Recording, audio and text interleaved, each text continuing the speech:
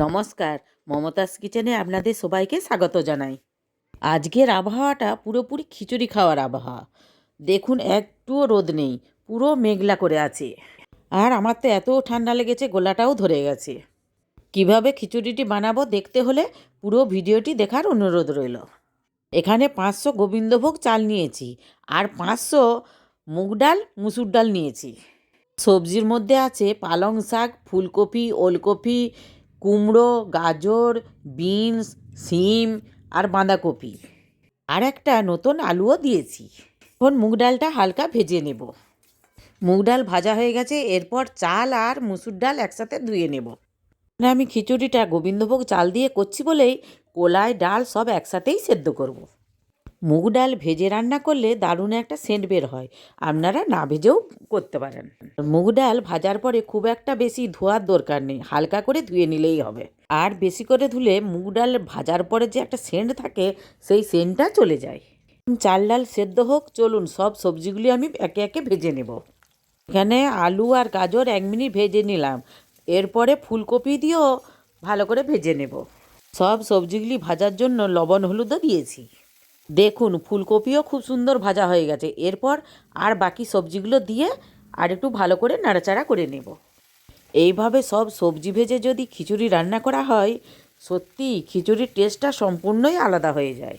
বাকি সবজিগুলো ভাজা হয়ে গেছে, এরপর বাঁধাকপি দিয়ে আরও আমি 5-6 মিনিট কষিয়ে নেব। সবজিগুলো ভাজতে ভাজতেই অনেকটাই সেদ্ধ হয়ে গেছে। শীতকালে তো অনেক রকমই সবজি পাওয়া যায়, আর খিচুড়ি তো বাড়িতে সবাই অনেকেই পছন্দও করে, তাই ভাবলাম আজকে খিচুড়ি বানিয়ে দিই। সবজিগুলো এখন আমার খুব ভালো করে ভাজাও হয়ে গেছে আর সেদ্ধও হয়ে গেছে। চলুন ওইদিকে চাল ডাল সেদ্ধ হলো নাকি দেখি। চাল ডালও কিন্তু 80% সেদ্ধ হয়ে গেছে।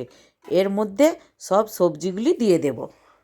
এখনও কিন্তু আমার খিচুড়ি রান্না সম্পূর্ণ হয়নি, এখন আসল কাজটাই বাকি আছে। মশলাটাই কষা হয়নি এখন।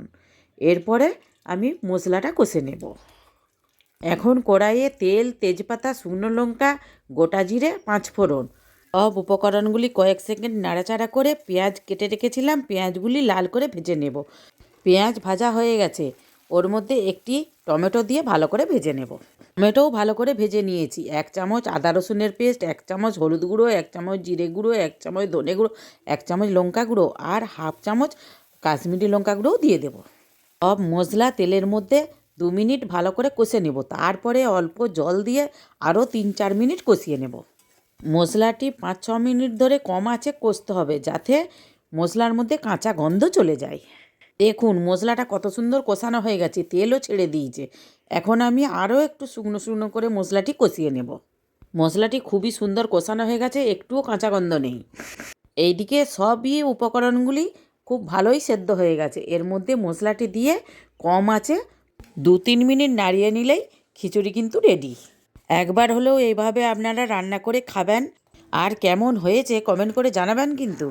সবজি কষার সময় আরে লবণ দিয়েছিলাম, তাই খিচুড়িতে লবণ দিইনি। এখন চেখে দেখছি একটু কম হয়েছে, তাই 1 চামচ লবণ দিয়ে দিলাম। আর স্বাদ ও গন্ধের জন্য 1 চামচ ঘিও দিয়ে দিলাম। আমার ভিডিওটি ভালো লাগলে একটা লাইক করার অনুরোধ রইল। আর প্লিজ সাবস্ক্রাইব করবেন, আর অনেক অনেক শেয়ারও করবেন। এখনও যারা সাবস্ক্রাইব করেননি সাবস্ক্রাইব করে দিন, আর যারা সাবস্ক্রাইব করেছেন তাদেরকে অসংখ্য ধন্যবাদ। এখন একটি আমি প্লেটে সাজিয়ে নিয়েছি। খিচুড়ির সাথে কি কি রেখেছি: বেগুন ভাজা, বেগুনি, পাঁপড় ভাজা, ডিম ভাজা আর চাটনি। আশা করছি আপনাদের সবারই ভালো লেগেছে। পুরো ভিডিওটি দেখার জন্য ধন্যবাদ। আবার চলে আসবো নতুন কিছু ভিডিও নিয়ে আমার চ্যানেলে। ধন্যবাদ।